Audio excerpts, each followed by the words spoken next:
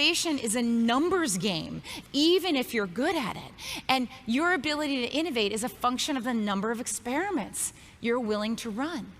That's logic that has been absorbed wholesale by Amazon, which of course is innovating more comprehensively and more quickly than any organization out there. It's eating the world, as we see every day in the headlines. You know, Amazon Prime, Amazon Web Services, Amazon Go, Amazon Echo.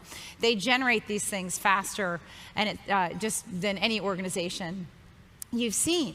And I think what's really important is that almost every single one of those offerings began life in what they call a web lab, an experimental method that they've created to prototype new offerings. And very importantly, just as with any portfolio of experiments, for every Amazon Web Services that is now a $20 billion a year business, there are a bunch of Amazon Fire Phones, right? Outright duds.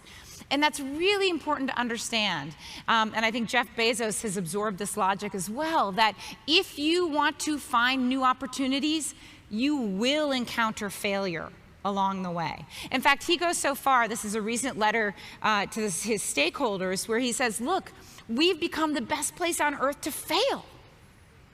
I don't know about you, but I have never heard another CEO brag that failure is his company's core competence.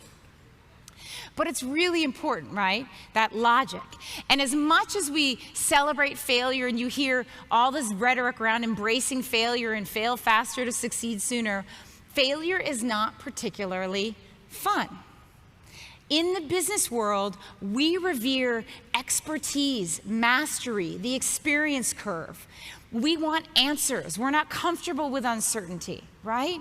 We've created this cult of knowledge where you generated all this fear of being wrong, fear of not having the answer, fear of being different, fear of screwing up.